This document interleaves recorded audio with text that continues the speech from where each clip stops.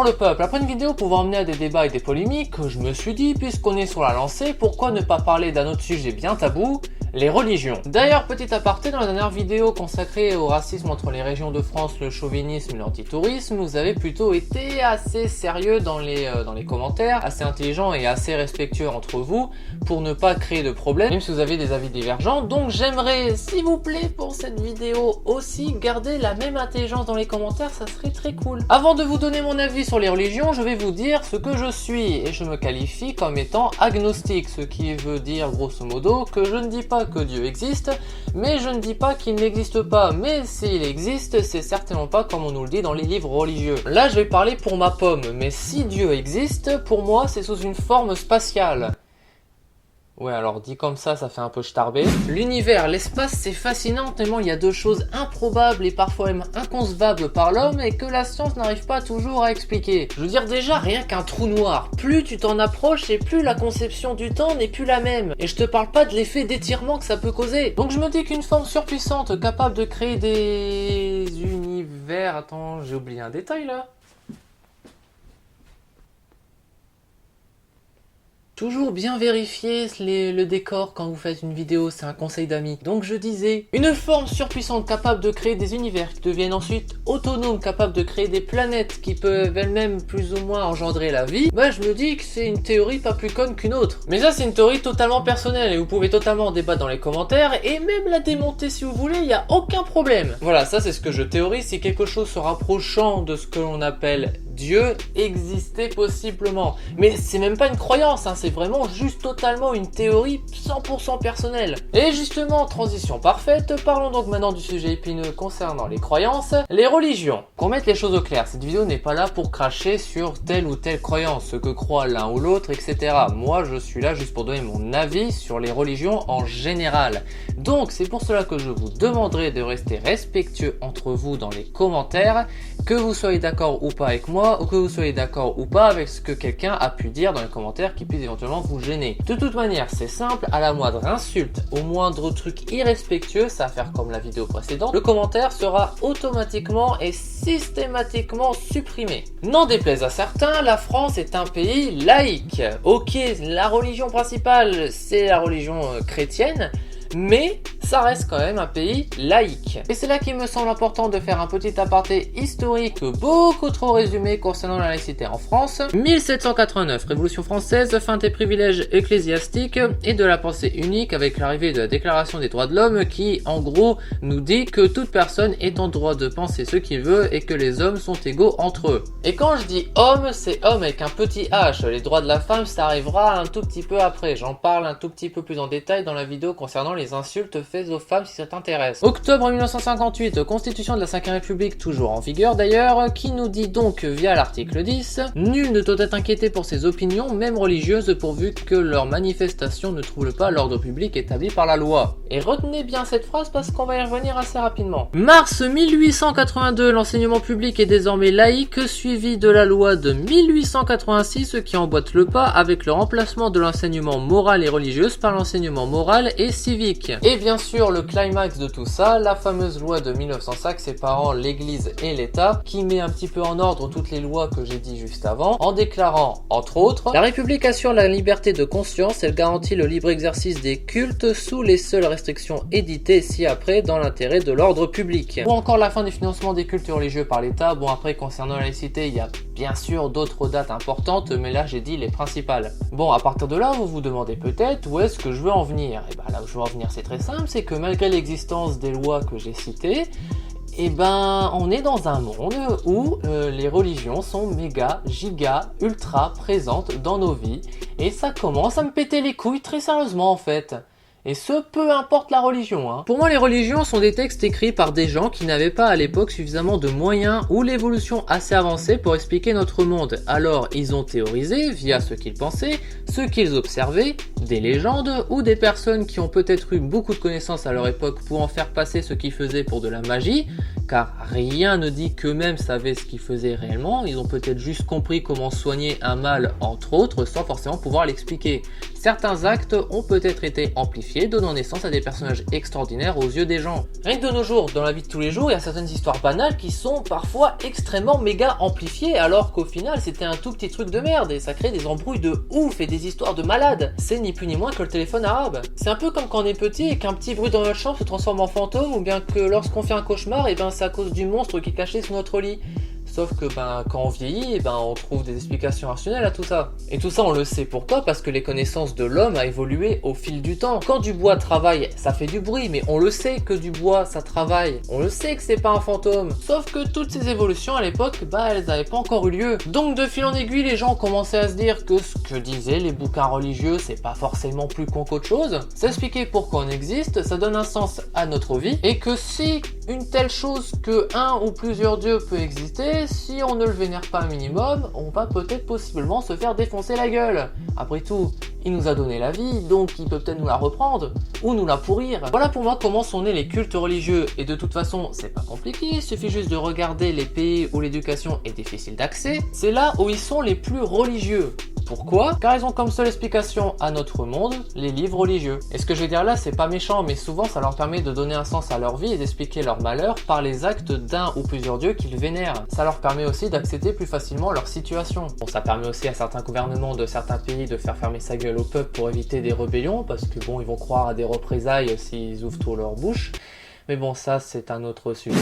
Alors après attention, tu peux très bien être scientifique et croyant, c'est pas incompatible. Et d'ailleurs ce que j'ai dit, c'est pas une vérité absolue, c'est juste mon analyse du monde, de notre histoire, de notre évolution et de notre société. Ça se peut, je me plante totalement et quand je vais mourir, t'auras les dieux hindous, Allah ou Jésus qui vont m'accueillir et me défoncer la gueule. Sauf que les religions et qui croient quoi, moi ça m'intéresse pas. C'est pour ça que quand je vois ça ou ça, désolé mais non. Et les anti-musulmans assumés là, oui je suis d'accord que notre pays a des racines chrétiennes et bien évidemment que je suis contre la disparition de toute trace chrétienne à condition que ces traces soient des traces historiques. Mais la France est un pays laïque et non catholique, faut arrêter les conneries, c'est pas en créant une pseudo-guerre religieuse que ça va régler le problème, bien au contraire. D'autant plus qu'on gueule parce qu'il y a certains endroits en France où la religion musulmane est très marquée, comme dans certaines cités par exemple, mais en parallèle les gens gueulent aussi quand les musulmans sont ailleurs que dans leur cité, parce que ça empiète sur la religion principale en France, Bah oui, ah là là, ouverture d'esprit, waouh. Mis à part que ça s'appelle faire du communautarisme, tu ne peux pas gueuler qu'une communauté reste dans un coin si tu n'acceptes pas quand cette même communauté sort du coin où ils sont. C'est pas étonnant donc qu'ils restent dans leur coin. Après on gueule car ça crée de la haine anti-français et qu'à certains endroits en France on n'a plus vraiment l'impression d'être en France. Et je suis totalement d'accord, il y a des endroits en France on n'a plus l'impression d'être en France et c'est pas normal. Sauf qu'à côté si on laisse une communauté se développer qu'à un seul endroit parce qu'on les accepte pas hors de l'endroit où ils sont, c'est normal du coup que certaines villes ou certaines cités ont des allures assez étrangères et que quand tu y vas, t'as clairement l'impression de plus être accepté alors que t'es quand même dans ton propre pays de base. Mais c'est logique, je ne dis pas que je l'accepte, mais c'est logique. Pourquoi ils t'accepteraient si eux ils subissent tout le temps le rejet? Alors que si on laissait une communauté étrangère, peu importe laquelle, s'intégrer un tout petit peu mieux, ça crée déjà moins de communautarisme. Certaines religions essaieraient pas de forcer quitte à abuser un tout petit peu, avec leurs croyances et leurs cultes, et peut-être que ça poserait moins de soucis. Je ne dis pas qu'il faut pour autant laisser s'imposer une culture autre que la culture française, mais justement en acceptant d'autres cultes, cultures et croyances, sans forcément les laisser prendre la place de celles qui existent déjà, plutôt qu'avoir des villes ou des cités qui sont totalement chinoises et à côté avoir des villes et des cités totalement arabes, on pourrait avoir dans le même quartier un magasin avec des produits français collé à un restaurant chinois avec sur le trottoir d'en face un kebab, et où tu peux te balader en toute sécurité en te sentant chez toi et où les autres se sentent aussi chez eux. Par contre, il est hors de question que je tolère ça. Ça n'a rien à foutre dans la rue. Là, tu bloques tout le monde pour une prière. Non, tu fais ça chez toi, tu fais ça dans une mosquée, mais pas dans la rue. Et ça serait des chrétiens qui le feraient, je dirais exactement la même chose. Rappelez-vous de ce que dit la loi. Nul ne doit être inquiété pour ses opinions, même religieuses, pourvu que leurs manifestations ne troublent pas l'ordre public établi par la loi. Là, désolé, mais ça fait chier tout le monde. Il y a un dispositif policier mis en place, les voitures doivent ralentir. Non, là, c'est un trouble de la voie publique. Tu peux prier, c'est ton problème, et je respecte totalement ça. Mais c'est ton problème, pas le mien. T'as pas à me l'exposer, tu fais ça chez toi ou dans un lieu de culte. Pour ce qui est d'exposer sa religion via des signes comme une croix, un voile ou autre, eh ben c'est totalement permis, à condition que ça ne masque pas le visage, d'où l'interdiction du voile intégral. Tiens, puisqu'on a parlé des religions et du voile, parlons-en du voile aussi appelé hijab. Oui, je prononce ça à la française, me casse pas les couilles s'il te plaît, merci. Histoire de faire plaisir aux trois couillons du fond de la classe, oui, à une époque assez lointaine, le voile était un signe de soumission. Mais de nos jours, c'est plutôt tout l'inverse. Alors je vais pas vous mentir, j'ai galéré à trouver ce que signifie réellement le voile, mais j'ai été voir chez notre ami Wikipédia, ce qui n'est pas forcément la The référence, mais au moins c'était clair. Le voile est un signe de protection qui sert à camoufler la femme pour la protéger de l'homme qui serait considéré comme quelqu'un qui n'est pas capable de retenir ses pulsions sexuelles. C'est qui déjà qui a dit que la religion musulmane envers les femmes c'était pas bien, que c'était... Enfin, moi j'ai quand même la vague impression qu'au contraire c'est plus envers les hommes que c'est pas très sympa à les considérer comme des putains de pervers. Est-ce que le Coran serait féministe ? Le burkini, j'imagine, a la même fonction. D'ailleurs, ça, c'est un burkini et ça, ben, c'est une tenue de plongée pour hommes. S'il y en a un qui voit la différence, mis à part le petit côté religieux, il m'appelle. Donc pour ma part, sauf si c'est écrit dans le règlement d'une piscine, d'un parc aquatique, entre autres par exemple, ben, je vois pas le problème à ce qu'elle porte le burkini, puisque de toute manière, je veux dire... Ça se ressemble beaucoup quand même, hein. C'est un peu le même style. Je vois, fermez vos gueules finalement. Si le règlement il dit rien, vous l'acceptez. Si le règlement il dit quelque chose et qu'il y en a quand même qui le portent, que ce soit ça ou ça, là par contre vous pouvez gueuler parce qu'effectivement là c'est pas normal. Laissez les gens porter le maillot de bain qu'ils veulent. C'est juste un maillot de bain. On se calme. Hein, et le hijab c'est juste un foulard. On se calme. Ça va aller. Hein, tranquille. Allez. Bon, après, malheureusement, comme dans tout culte, c'est parfois détourné. Comme les croyants, et ça, peu importe la religion, qui sont homophobes parce que ça serait écrit dans le texte religieux qui vénère. Hein, parce que les homosexuels, c'est pas bien. L'amour, oh mon Dieu, les gens qui s'aiment. Oh là là, pourquoi ils s'aiment ?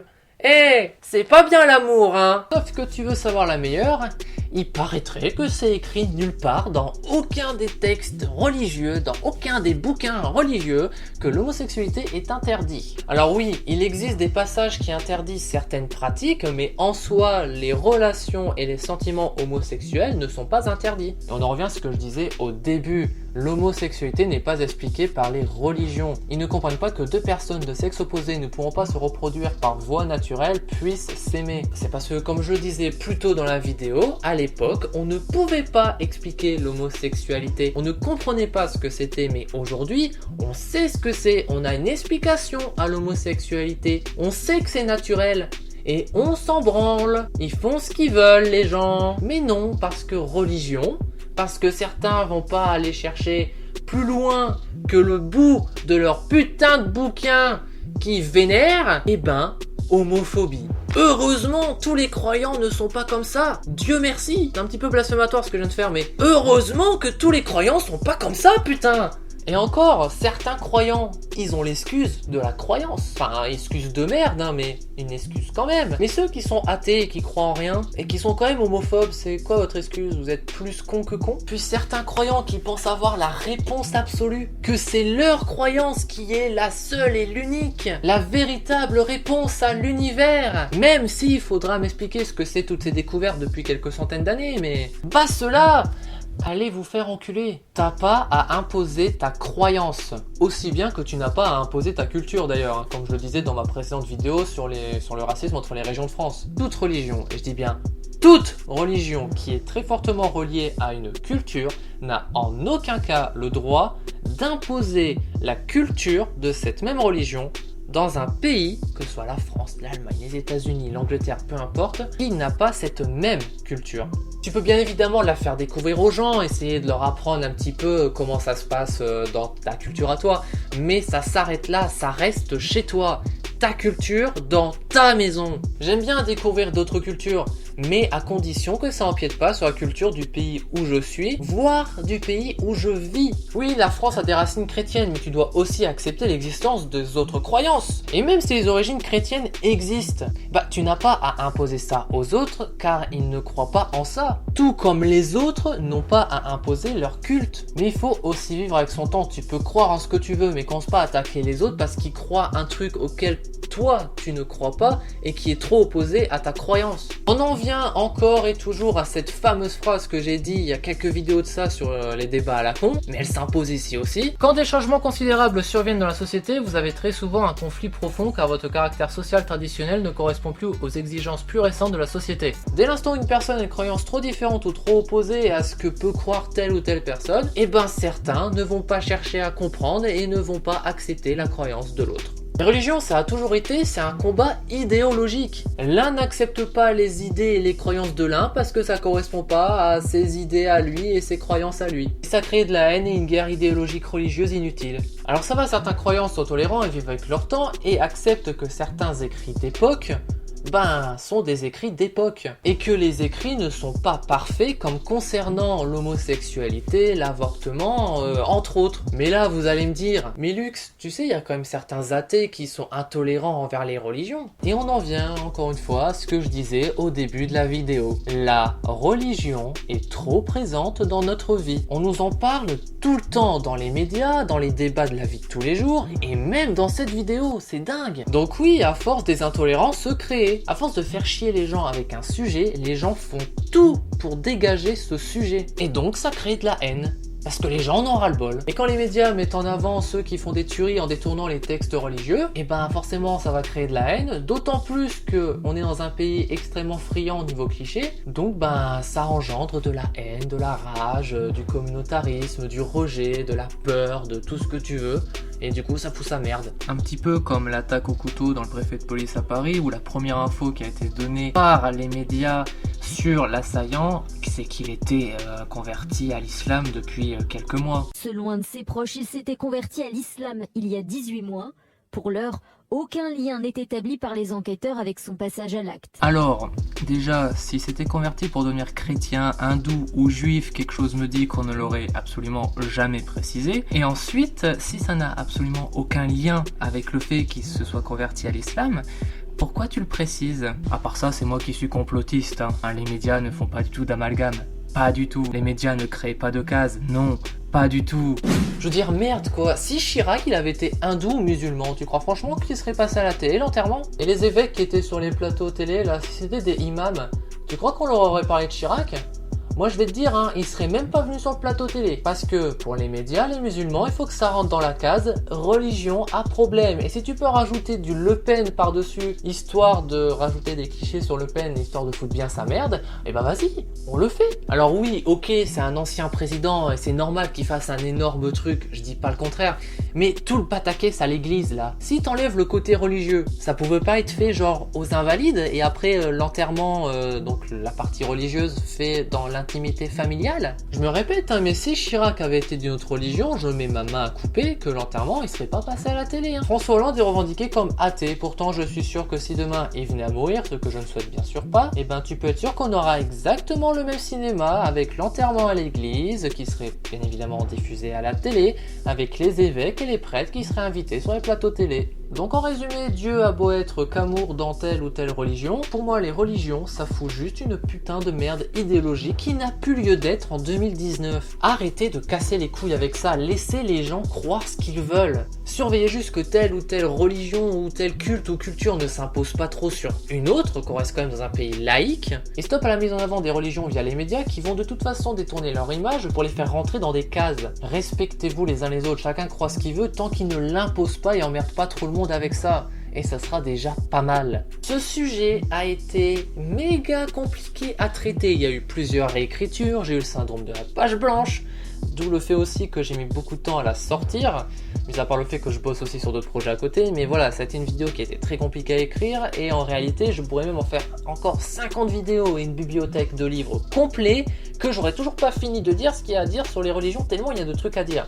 Donc avec cette vidéo j'ai essayé de suivre quand même une ligne plus ou moins directrice, j'ai essayé de suivre un fil rouge. Mais il y a encore beaucoup de choses à dire, donc si tu as à ton côté un avis, puisqu'on a tous un avis sur tel ou tel sujet, et ben je serais très curieux d'avoir le tien en commentaire. Encore une fois, respectez-vous entre eux. Si tu n'es pas d'accord avec moi, il n'y a aucun problème, tant qu'on peut en débattre, en discuter calmement dans les commentaires, moi ça me va. Pas d'insultes s'il vous plaît. S'il y a des gens qui ont des croyances divergentes et qui veulent débattre dans les commentaires, moi ça me pose aucun souci, tant qu'encore une fois vous vous respectez. N'hésite pas à lâcher l'abonnement avec la petite cloche, ainsi que le like. À la prochaine, ciao!